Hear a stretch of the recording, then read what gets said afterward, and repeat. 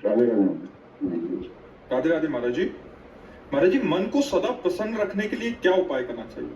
तब लगी कुशल न जीव कहूँ, सपने हूँ मन विश्राम। जब लगी भजत न राम को, शोक धाम तजी काम। जब तक हमारा मन कामनाओं का त्याग करके निरंतर भगवदाकार नहीं होगा, तब तक प्रसन्न नहीं रह सकता।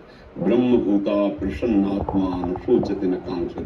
वही प्रसन्नात्मा होता है जो हर समय भगवान में अपने मन को जोड़ता रहता है। सा वही मन कृष्ण पदारविंदे हो। देख लो, इतनी अवस्था हो गई आपको, कौन सा भोग नहीं जो आप न भोगे हो। लेकिन क्या मन राजी हो गया? मन प्रसन्न हो गया? नहीं। ईमानदारी से देखो, वो आज भी वैसे ही है। वो कभी तृप्ति का अनुभव नहीं कर सकता। अनेक जन्म व्यतीत हो गए और भी सब भोग विलासिता भोग लो, कभी तृप्त नहीं होगा। वो विश्राम पाएगा तो भगवान, क्योंकि भगवान का अंश जीव कभी प्रकृति से विश्राम प्राप्त कर ही नहीं सकता। चाहे जितना भोग ले, चाहे जितना एकत्रित कर ले, चाहे जितना बैंक बैलेंस कर ले, ये प्रसन्न नहीं हो सकता। आप हमें बताना कि संपत्ति को प्राप्त करने के बाद किसका मन प्रसन्न हुआ? हर्षित होना और प्रसन्न होना में अंतर है। हर्षित हो गए तो शोकित होना पड़ेगा, लेकिन प्रसन्नता ये द्वंद्वातीत है, भगवदाकार है। आपने प्रसन्नता शब्द का, ये केवल भगवान के चिंतन से ही होगा, ना बैंक बैलेंस से होगा, ना नाना प्रकार की भोग विलासता से होगा।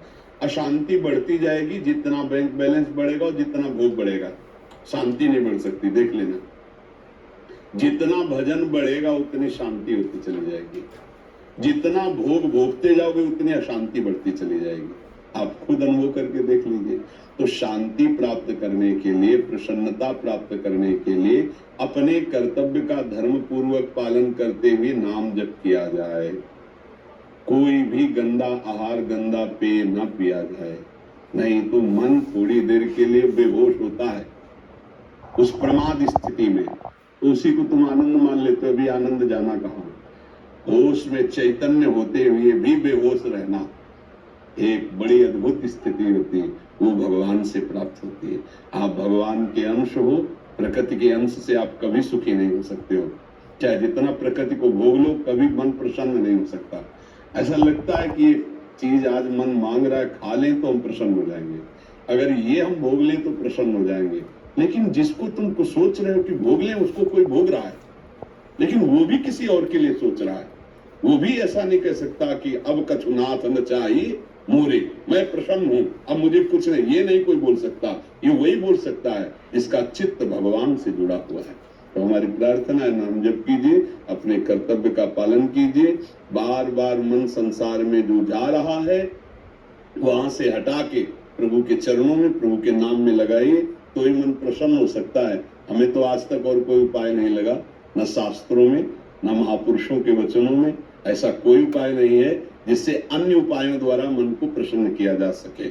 आप देख लो, ये किसी भी वस्तु को स्थायी नहीं पकड़ता। मन को देख लीजिए, आप जिस वस्तु से प्रियता मन दिखाएगा, थोड़ी देर के बाद, थोड़े दिन के बाद, थोड़े समय के बाद वो उससे हट जाएगा और दूसरे की तरफ देखने लगेगा। इसका मतलब है ये केवल फंसा रहा है, ये कहीं तरफ होने वाला नहीं। और एक बार प्रभु में लग जाए, अभी लगा नहीं है, एक बार प्रभु में लग जाए तो हटाए नहीं हट सकता। ध्यान रखना, जैसे तुम नाम जप करते हो तो विषय चिंतन नहीं छूटता, ऐसे विषयों में उसको रखा जाए तो भगवत चिंतन नहीं छूटेगा। मन की खासियत है, अगर उसको सही जगह पकड़ा दो फिर छोड़ने वाला नहीं, गलत जगह कहीं टिकेगा नहीं। ये मन भगवान का अंश है, इंद्रियाणाम मनश्चास्मि, ये तभी रुकेगा, तभी प्रसन्न होगा जब ये अपने अंशी में पहुंच जाए, भगवान के चिंतन में। हमारे हृदय की बात है, अगर आपका किसी का कोई अनुभव हो कि मन इससे प्रसन्न हो जाएगा, तो आप बताओ, कुछ है ऐसा जिससे आप मन को प्रसन्न कर पाए हो आज तक, या कर लोगे? भ्रम से है, मुझे नौकरी मिल जाए तो मन प्रसन्न हो जाएगा, नहीं होगा। जिनको नौकरी मिली है, अगर इतना रुपया हो जाए तो जितना तुम सोच रहे हो उससे ज्यादा किसी के पास है। अगर ये मिल जाए तो वो भी किसी के अधिकार में है, तो उसको संतुष्ट हो जाना चाहिए। ये केवल भुलावा मन का है।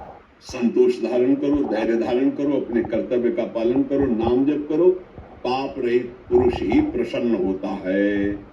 पाप आचरण तभी तक बनते हैं जब तक हम मन के गुलाम रहते हैं। जब हम मन को अधीन कर लेते हैं तब हम प्रसन्न होते हैं। संत किसे कहते हैं? जिसने मन को अधीन कर लिया। मन मारिया तन बस में कीना, हुआ भरम सब दूर। बाहर से कछ दिखत नहीं, अंदर चमके नूर। आपो त्याग जगत में बैठे, नहीं किसी से काम। उनमें तो कछु अंतर नहीं, संत कहो चाहे राम। आप गृहस्थी में रहते हुए भी संत हो सकते हैं। आप अपने धर्म से रहते हैं, धर्म की कमाई से परिवार का पोषण करते हैं, और जितना बनता है भगवान का नाम जप करते हैं, कोई पाप नहीं करते, तो आप देखना प्रसन्न होने लगोगे, आप हृदय में आनंदित होने लगोगे। अब गलत आचरण करोगे तो बैठे बैठे डिप्रेशन में पहुंच जाओगे। पापाचरण गंदा चिंतन कराता है और कल्पनात्मक भय देता है। उसी भय से तो डिप्रेशन आता है। बेमतलब की बातें मन में, जिसे एक ने प्रश्न किया था अंग्रेजी में, ओवर थिंकिंग। तो हाँ, तो उसको समय क्यों दे रहे हो ओवर थिंकिंग का? नाम जप में लगाओ। हमने एक दिन सत्संग में सुनाया था कि एक गुरुजी ने शिष्य को मंत्र बताया कि इससे तुम भूत सिद्ध कर सकते हो, भूत सारे कार्य कर देगा। तो उसने मंत्र को अनुष्ठान किया और भूत सिद्ध कर लिया। अब भूत प्रकट हुआ, उसने कहा हमें काम बताओ। तो जो काम बताते 1 मिनट में कर देता। तो कहा काम नहीं बताओगे तो तुम्हें उठा के पटक देंगे। अब वो गुरुजी से बोले कि तो समस्या हो गई, भूत सिद्धि। वो कह रहा काम बताओ, जो काम बताते हैं वो क्षण में कर देता है। फिर खाली वो कह रहा खाली नहीं रहेंगे, नहीं तो हम तुम्हें पटक देंगे। तो गुरुजी ने कहा एक डंडा बांस का ऐसे गाड़ दो और उससे कहो इसी पे चढ़े उतरे, और जब काम हो तो काम करवा दो। तो बात समझे? भूत कौन है? ये मन उठा के पटक देगा अगर खाली रखोगे। क्या करना है? राधा राधा राधा राधा, चढ़ उतर इसी पे। जब काम है तो काम कर रहे, नहीं तो राधा राधा राधा, बात बन जाएगी। इसी से मन प्रसन्न क्यों?